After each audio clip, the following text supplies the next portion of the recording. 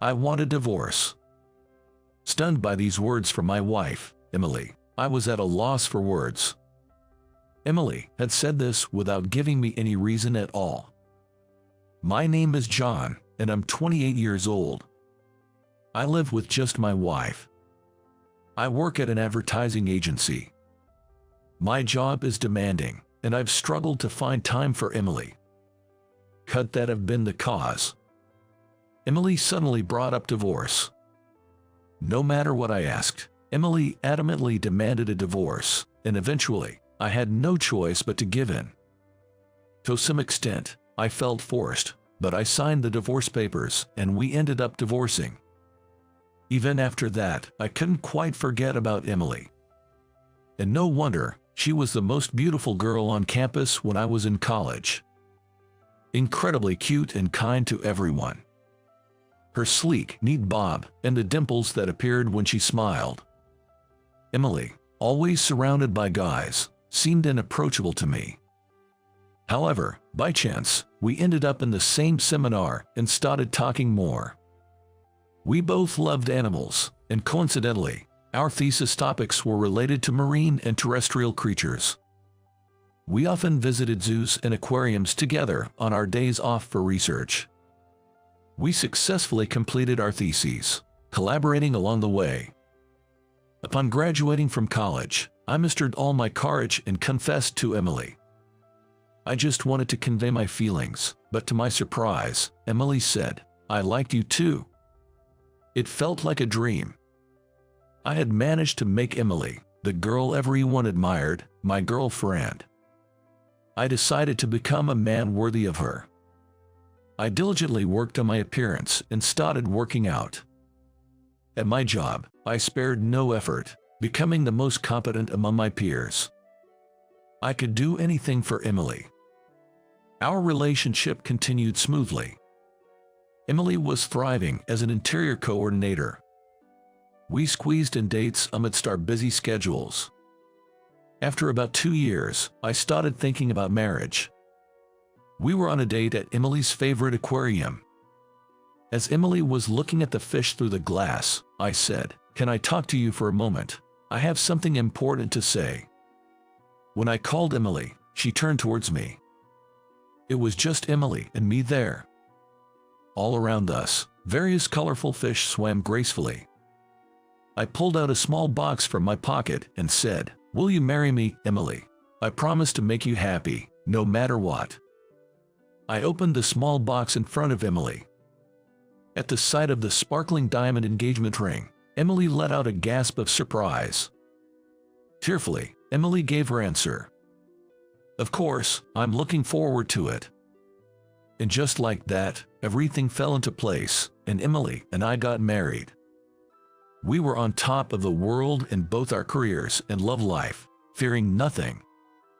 But the happy days didn't last long. After marriage, I became incredibly busy and couldn't spend much time with Emily. I thought we were still getting along fine. I never missed giving her flowers on anniversaries, and I hurried home whenever I could, just to be with Emily. Being with her was my reason for living. Despite all this, I was suddenly hit with a demand for a divorce. Right after divorcing Emily, embarrassingly enough, I drowned my sorrows in scams and gambling. No matter how much I drank, it was painful to see traces of Emily everywhere in this room. So, I threw myself even more into my work to forget about Emily. Fortunately, I was handling a big project at the time. I was practically living at the office. It was only several months after the divorce that I finally completed it. While I was focused on work to forget Emily, it seemed to others that I was passionate about my job. The project was a huge success. I got promoted. After achieving success at work, I got a long vacation from the company. But at home, I couldn't help but think of Emily. Unable to bear staying in my room, I casually went out. While wandering in front of a shopping center, I saw Emily walking happily from the other side. Next to her was a solid-looking man. I was so shocked that I just stood there, dumbfounded. Maybe she felt my gaze. Our eyes met, Emily's and mine. She also looked at me awkwardly. I let out a dry laugh involuntarily. I had somewhat expected something like this.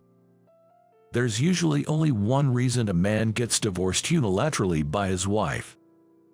I had a faint suspicion that Emily might have found someone new.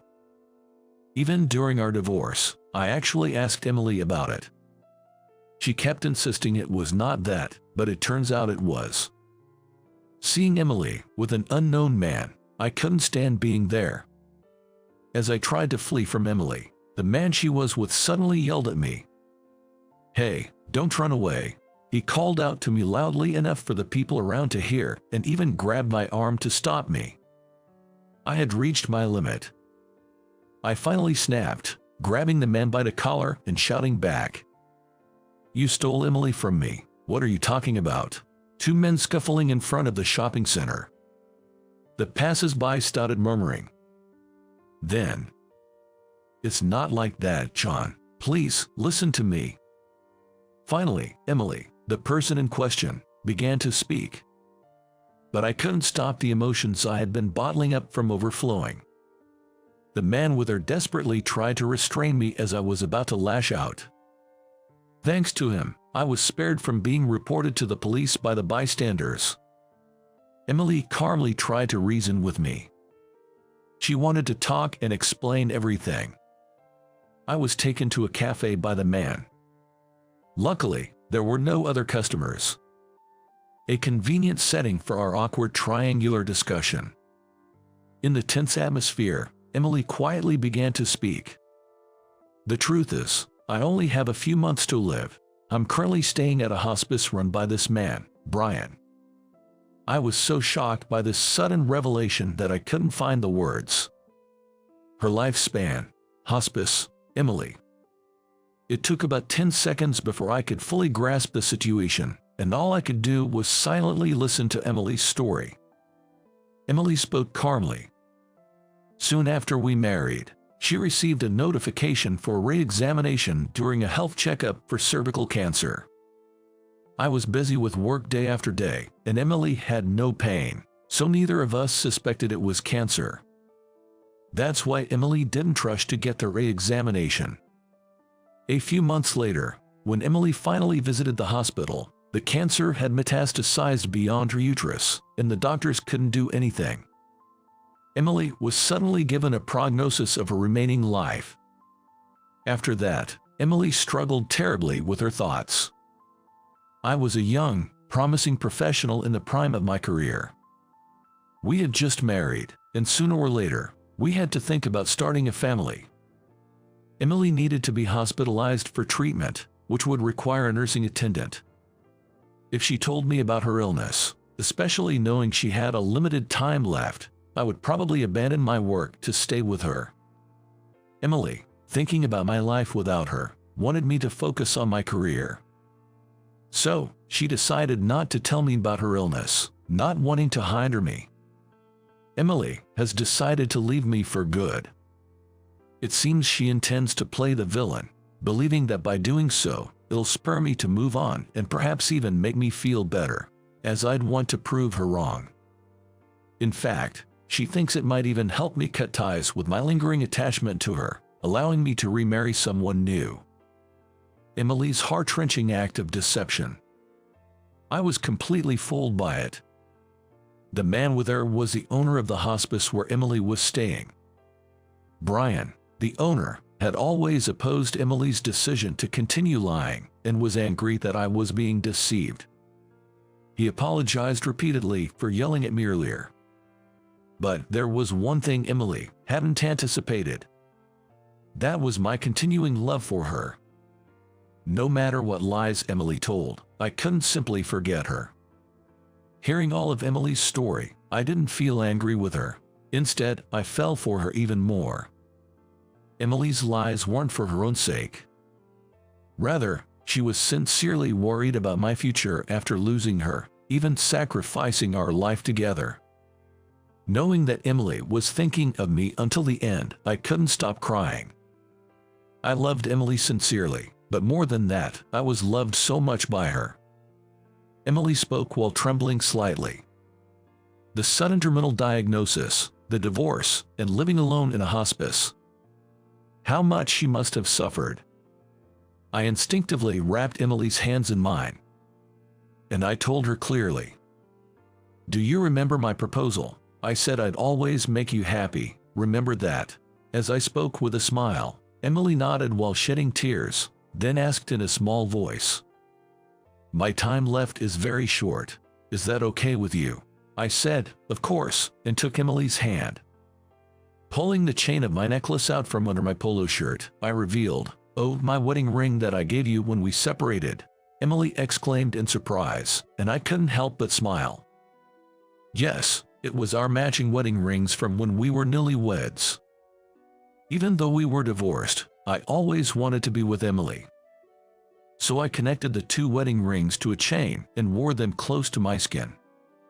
I thought wearing them as a necklace would go unnoticed, and while it might seem sentimental, it was my heartfelt expression of love for Emily. I carefully removed the wedding ring from the chain and proposed, "Let's put these rings on each other's fingers again, so we'll never be apart." After suggesting, I slipped the ring onto Emily's slender ring finger. Emily, while crying, did the same to mine. After a long detour, we finally reaffirmed our feelings for each other. Next to us, smiling, Brian, the hospice owner, was crying. Clapping his hands, he said, "I'm so glad, truly glad." Emily was against it, but I decided to take a leave of absence from work for a while.